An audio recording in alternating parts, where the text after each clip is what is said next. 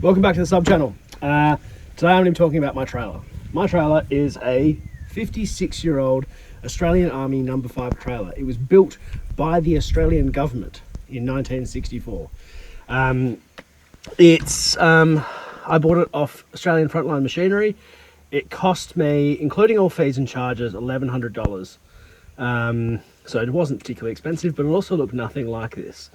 In its old form, it was a lot thinner. You can see that this has big guards and stuff. Anyway, look, I'm going to go through it back to front and run you through all the details. So, in standard form, these things do not have a tailgate. So this is something I welded on. Well, I cut the old thing up and welded it up. I changed the tail lights so they wouldn't foul. And now this unlatches and opens up and has a big seal in it. I'm not going to open it now because it's got this bar which usually supports the canvas, makes it tight. It's filthy in here, that's okay.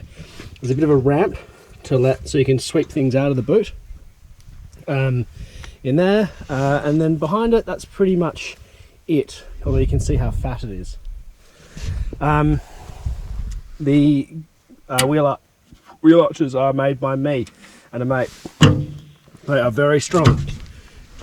I can easily walk on these, and they allow for the wider axle. So the next point, I pulled this whole body off the chassis, repainted everything with underbody spray and all that kind of stuff. We put in a much wider axle.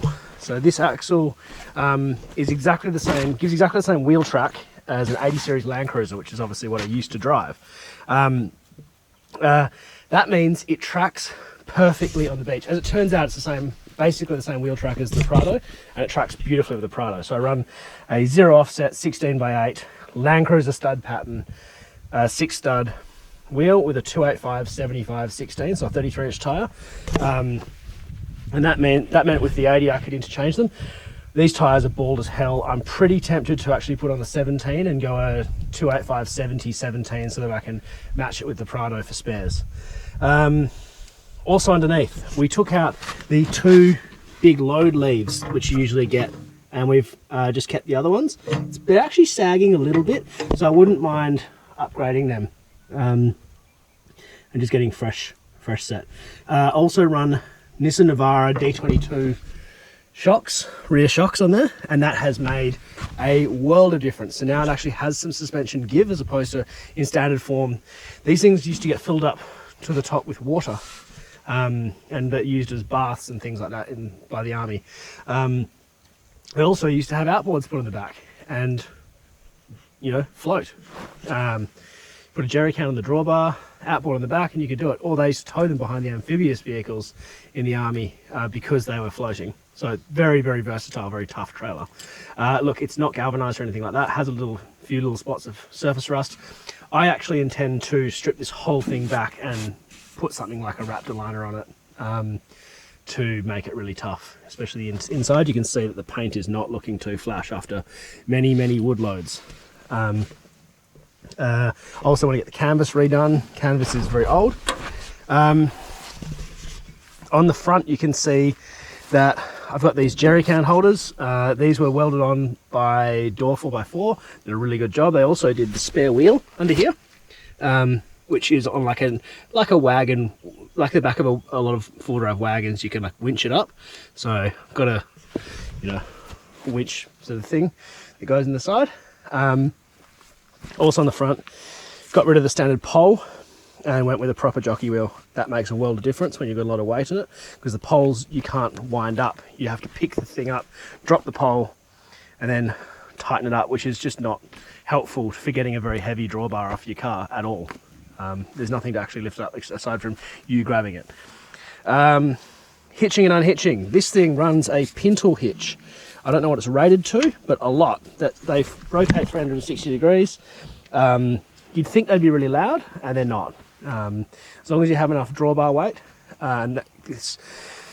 In standard form, these things are borderline dangerous in terms of their lack of drawbar weight. If I put say a 20 litre jerry can in the back of that, and I didn't have all this stuff on the front, You can't drive it. You can't drive with it. It will sway so badly. They're in standard form, they only have about 5 kilos of drawbar weight. There's next to nothing. And that's, fine if you know how to load it, but as soon as something slides to the back and you've got more weight in the back than in the front, undrivable, dangerous. They sway like crazy on the highway, and they're just horrific. And also in standard form, they're quite narrow, so they will tip over. These are renowned for tipping over when people put like rooftop tents and things like that on them and don't widen them a lot. This is now currently as wide as it is long. Speaking of dimensions, it is a 6x4 trailer inside. So 180 something centimeters long and 125 centimeters wide or something, 130, I don't know, something like that. Whatever 6x4 is, 6 foot by 4 foot inside. Although you don't get quite as much room as some trailers because of the wheel arches. Yeah, I run a single chain, and that's because if this thing flips, I want it to snap the chain. I don't want it to take the car with me. So that, a lot of people run double chains. I'm a big fan of actually running less chain, as little chain as possible. If you've got a 2-ton trailer, you definitely need to run 2 chains. If you've got this is only registered to be up to 750 kilos, it's not that heavy. 1 chain is more than enough to grab that. This is also welded on by Door 4x4. They did a really good job on it. And that's about it. It's a really, really good trailer. It's done me very well for a long time. I've done a lot of kilometers with it. It's done the Anverdale Highway, which is just demonic. It's like just, the corrugations are horrific. It's done the Kimberley, all kinds of things. It's been up Calcup Hill. It's back when you were allowed to tow trailers up there. It's done all kinds of things, and it has never, ever let me down, and not even close, not even a sign. I never worry about this trailer. On the Anverdale, I remember driving past so many expensive camper trailers, and it wasn't if it had a problem, it was how bad were the problems. Trailers just don't survive on that road. This thing, I reckon they could bury me in it. It'll outlast me. Bulletproof. That's the story of Daryl the trailer. Daryl Kerrigan. Good reliable trailer.